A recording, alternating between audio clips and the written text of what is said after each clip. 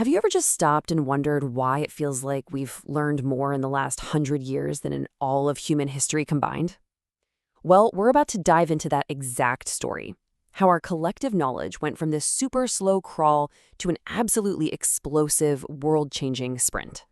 And it all kind of starts with this really fascinating puzzle, right? A question that centers on one of history's greatest minds, a genius who, you could argue, literally invented the future 5 centuries before it was supposed to happen. So let's start our journey in the Renaissance. We're talking about Leonardo da Vinci, a guy who somehow managed to imagine our modern world all the way back in the 1400s. I mean, get this. He sketched out concepts like the aerial screw. And when you look at it, there's just no denying it. It's a helicopter. The idea was solid, but it was just centuries ahead of its time. The technology to actually build it just didn't exist. And it wasn't just flight. His private notebooks were this incredible treasure trove of futuristic ideas. He designed armored fighting vehicles, yeah, basically tanks, flying machines called ornithopters that were meant to flap like birds, diving suits for underwater breathing, and even a programmable robotic knight. It's wild. So, what gives? Why did all these brilliant ideas just stay on the page? He clearly had the vision, the genius, but something huge was missing. And it wasn't just the right materials or an engine. It was a reliable system for taking a brilliant idea and proving that it could actually work.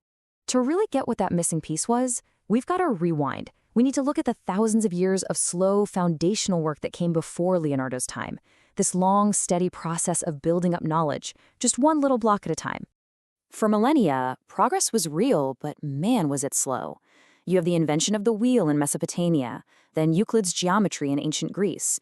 Much later, foundational work in algebra and optics during the Islamic Golden Age. All brilliant stuff, but these were often isolated breakthroughs spread out over these vast stretches of time. And then, in the 16th and 17th centuries, everything shifted. This was the turning point. You can think of it as the Great Ignition, the moment the powerful engine of modern discovery was finally turned on. It all kicked off with this huge shift in how we saw the world. For 1,400 years, humanity was convinced we were the center of everything. But then Copernicus came along and proposed that, actually, the Earth was just another planet circling the sun. This didn't just change astronomy, it changed our entire relationship with the truth. And just look at the chain reaction that followed. Copernicus has the idea. Galileo grabs a telescope, new technology, and gathers evidence. Harvey applies that same kind of observation to the human body. And then Newton comes along and creates the mathematical language to explain it all. This was the piece that was missing for Leonardo. They weren't just making discoveries, they were building the scientific method, a system to test, to verify, and to build upon each other's knowledge. So, with this new engine up and running, the 18th and 19th centuries saw discoveries that started to directly, visibly change the world around us. It was like a cascade of progress. Okay, take Michael Faraday's discovery of electromagnetic induction back in 1831.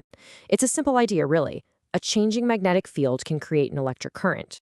But this is the perfect example of the power of that new system. One fundamental insight didn't just stay in a notebook. No way. It powered an entire industrial revolution. It led directly to electric motors, generators, the whole grid that runs our world today. You see the same exact pattern in medicine. Louis Pasteur comes along with his germ theory, proving that these tiny, invisible little organisms were causing all sorts of diseases.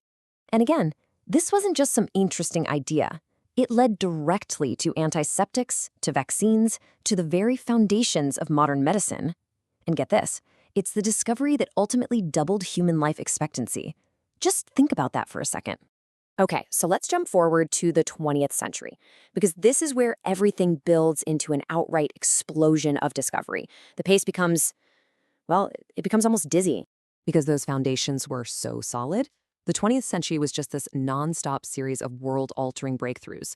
You've got Einstein completely redefining the universe, Fleming discovering antibiotics, Watson and Crick unlocking the secret code of life itself, and then connecting the entire globe with the internet and literally reaching for another world.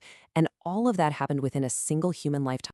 And that brings us right here to our era, the 21st century. And this is where the story gets really personal. Because you and we are living through the most rapid, the most intense period of discovery in the history of our species. Seriously, just think about it. In just the last couple of decades, we have mapped our own genetic code, we've developed tools to literally edit it, we've found a fundamental particle that gives mass to the universe, we've taken a picture of a black hole, and we've kicked off an AI revolution. So when you actually visualize it, when you map out the rate of discovery, you see the truth. It's not a straight line, it's an exponential curve. And we are living right here, on the part of the curve that's going almost straight up. This acceleration is so profound that a lot of scientists now believe the progress we're about to see in our immediate future, like the next 2 decades, is going to be more transformative than everything we've talked about so far combined. And that leaves us with one last, really provocative question. If the pace is this fast today, and it's still getting faster, what is our world even going to look like in just one more generation? What breakthroughs are waiting for us just around the corner?